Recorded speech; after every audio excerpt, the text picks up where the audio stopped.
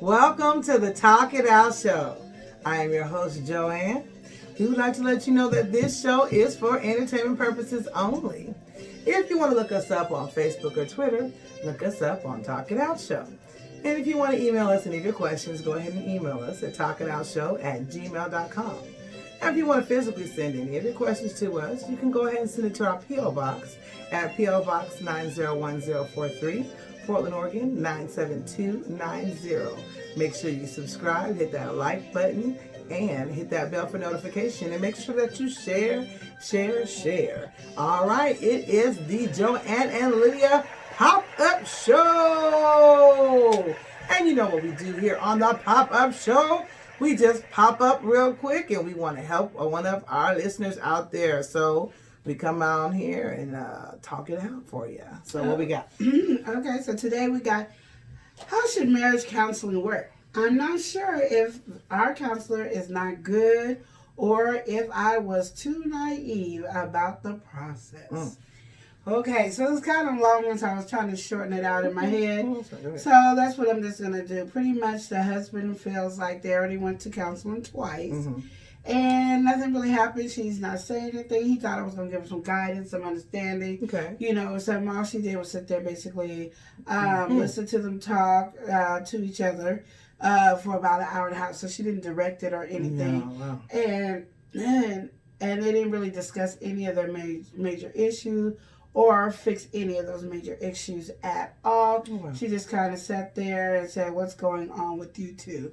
And then stares at us. All right. Like, where do we start? It's basically, oh yeah, this one time one of us did this or did like that, or and she just nods, offer a little advice.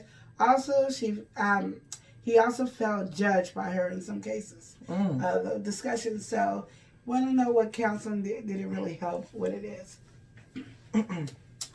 I'll let Lydia do this because to me, I feel that she's an expert. I have never been married. She has been in marriage counseling. She is, working on a premarital book, and she's doing well at that. She's been married for a long time, so she knows the ups and downs and things like that. And to me, I mean. For me personally, because even though I have not been married, even though I am not a counselor, I have many people in my life who feel that probably should have been the route that I went. I should have went, but I just chose not to because I didn't want to pay all that money for school. So, but I do help a lot of people. I do believe that when you guys are on ventures, when it comes to counseling or anything like that, that you got to find the right person for you. You got to, just as well as, just anything, if you're going on for yourself. If that counselor is not right, you got to move on to somebody else. And also too, I'm going to say two certain things here. Do what you guys need to do for yourself, because a lot of times, like you said, you only sitting there. I'm sitting there paying this money, and you just sitting there looking at us, ain't saying nothing, nodding your head. You ain't doing that much. You know what I'm saying? You just collecting $1, which that drives me crazy because I literally were in a situation like that, and then I just totally got out because I said, "You looking at your watch? You ain't even paying attention. You just got me talking, and then next time, I ain't got time for that." So, but also too, when he said he felt judged, I don't necessarily mean that she may not have. You might have felt that she's being judged, that you're being judged, but she might just have been giving her honest opinion about what was going on. Not necessarily she was trying to judge you, but a lot of times when we go to counseling and things like that, we gotta make sure that we're open to hearing what people are gonna say as well. You know what I'm saying? So you basically are saying she didn't say nothing, and the final time she did say something, you got judged. So that's kind of what I'm gonna let Lydia say what she needs to say. But those are like kind of the two main things when you are doing stuff for yourself to help you guys and things like that. It's gotta be something that's gonna work for you guys. So if it ain't working for you guys have that option to move on to somebody else, move on to someone else. But also too, we also want to make sure that we ain't just having some yes ma'am. We ain't got some just yes sir, yes ma'am, and yeah, you right, and because we're not right about everything. That's the whole reason why we're getting counseling, because something's not right. something's going on. You want to fix it. You know what I'm saying? So you need that third party to sit there and listen to everything, and then also then say something. You know what I mean? So, but also too, if it's not working, then you do have that opportunity to look for someone else. But I will let Lydia say something, since I am not the married one. Yes. I'm putting on my glasses because I'm turning into a counselor right now. Oh, okay. Dr. Lydia. Dr. Lydia's here. I can't do it. Yes, Dr. Lydia is here to help you. Maybe you need to call her. So, this is my counseling glasses. Even though they're a little broke. Yeah. I just found that out just 5 seconds ago. No, about 20 minutes ago. But anyway. But to be for real. You got to understand, everybody has their own tactics of how to help you. And it might not be something you feel that will help you in that sense, but everybody has their tactics. A lot of counselors or therapists, they listen to the whole story. Right. And all the different Take things. it all in. And then they write notes to connect what might actually help heal your relationship. Right. But if you have any issues with your counselor, you should really say, I don't feel like I'm getting anything done here. I don't feel like you're paying any attention, and then I feel judged. Because then he can explain what they're doing. What they're doing, yeah. What it's kind of like the method. because you watch Karate Kid. Yeah. He had to put the shirt on down, or he had to wax on or wax off. Yeah. But then when he said, "Why am I doing this? I feel like I'm doing nothing," and learned he had all these new skills that you didn't know you had. Yeah. And sometimes you got to think about that, because I always say, even like if I was dealing with anybody that came to me about marriage counseling, I'm always telling people, I'm not worried about that. I'm like trying to fix what the problem is. So I'll let you tell me your side for a minute. I'm going to let you tell me your side for a minute. And then I'm going to tell you where I think you're lacking at. And let's build on that. And then we're going to discuss what your issues are after we start reconnecting you guys to having a relationship back to a normal marriage relationship where we like on that road. You're not that you're successful there, but you're on your road to having a better relationship.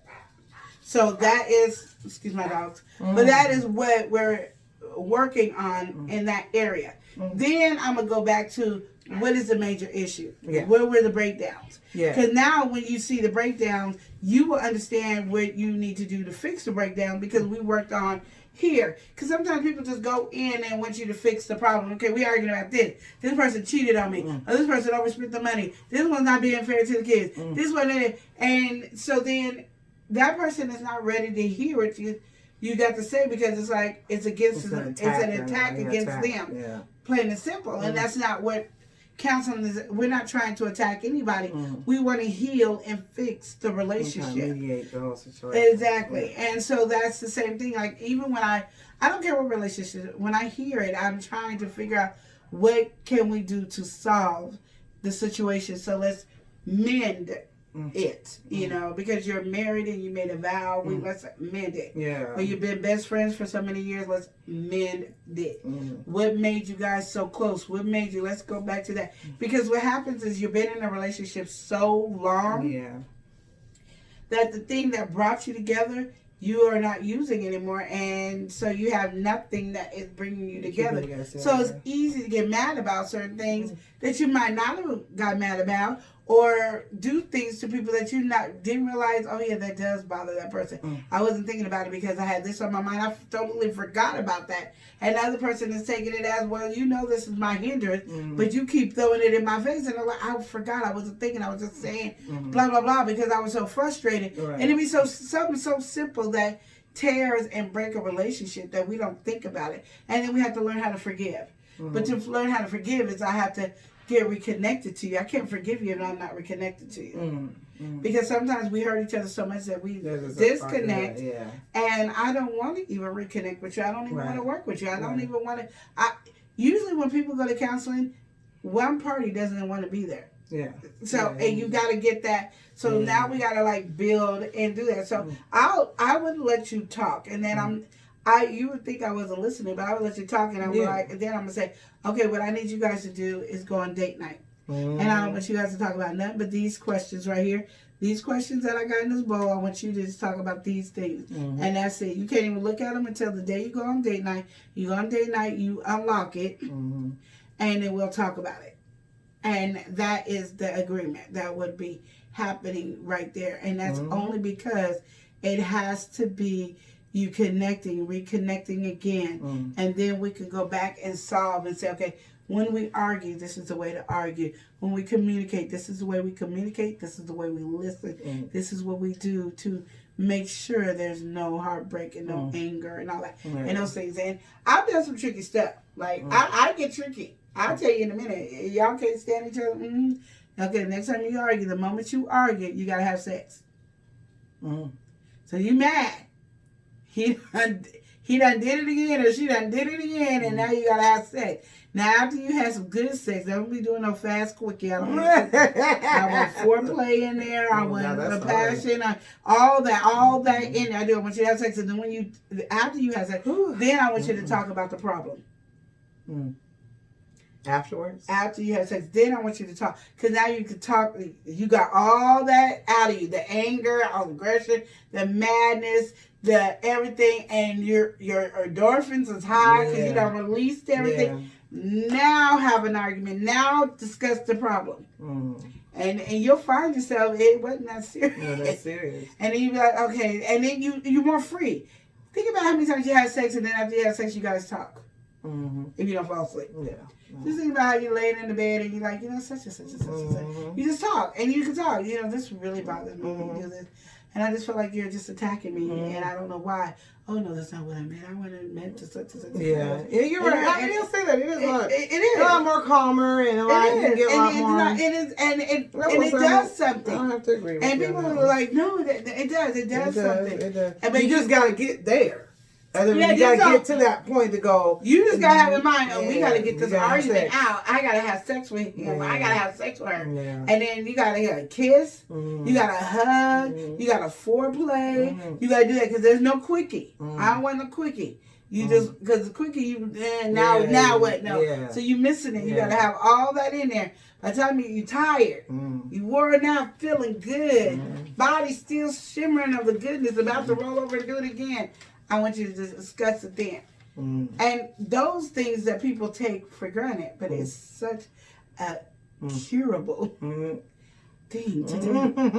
And people like sex is not important in a marriage. I don't know who told you that lie. It helps so much. So, but it depends on the person. Like, I wouldn't tell everybody to do that. Yeah. Because it depends on what the conversation is about. Yeah, that's true. You talking about you cheating, and I'm not going to tell you to have sex. Cheated. That's not the time. Yeah, no. Or, a lot of people do that then. Because they think, I'm going to get that person back. But then, no, they have sex with each other. Right. And that's not the point at that time.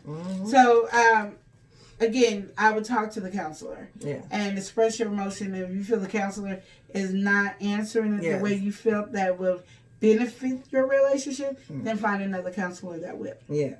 That's the best way. Because if they're not receptive to what you're saying and don't, like Lydia's saying, everybody's got their different methods. So we have no idea what this person is really trying to, and sometimes the method can take a while, take a few sessions, because she's trying to, or he or she, whoever it is trying to hear and listen to what's going on, and then probably checking out you guys' body language and how you guys are acting to each other and things like that, and taking all that in before they even decide to say or give their opinion, but if that is a concern, like she says, tell them, I really feel like you're not, we're just here and you're not listening.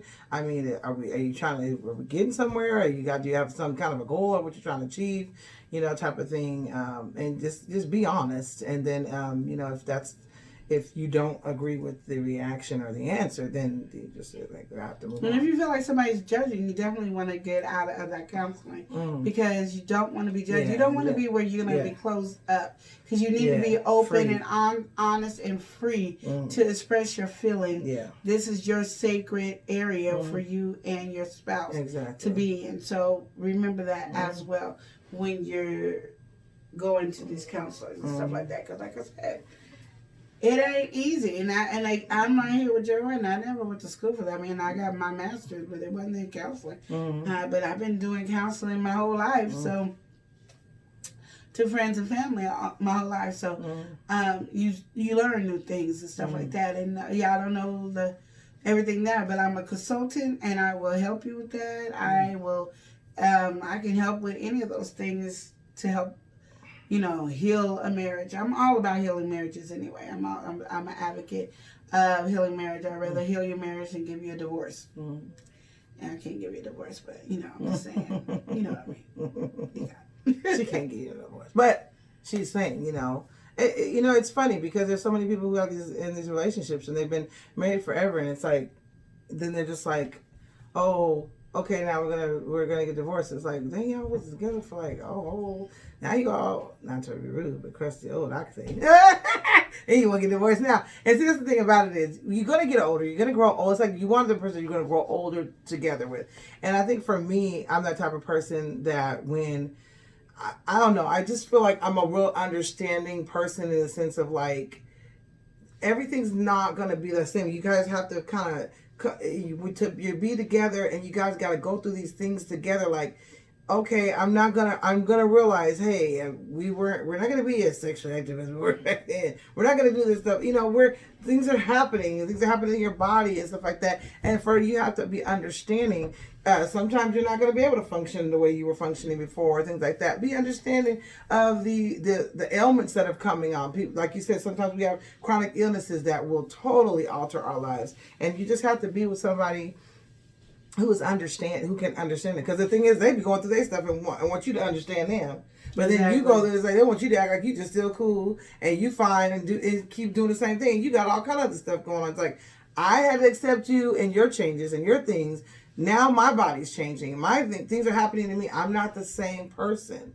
I am the same person, mentally you love and whatever. No, but my body is not doing the same thing. It can't do it the same stuff it used to do. And that's what the part of growing old together. And that's the good thing about being friends and stuff like that. Being there and being friends because you build that bond so you can be there for each other. So that's what I believe.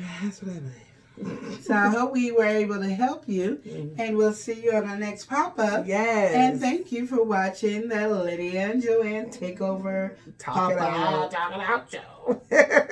Make sure you subscribe, hit that notification bell, and share. Share. Comment if you have any questions as well. Share.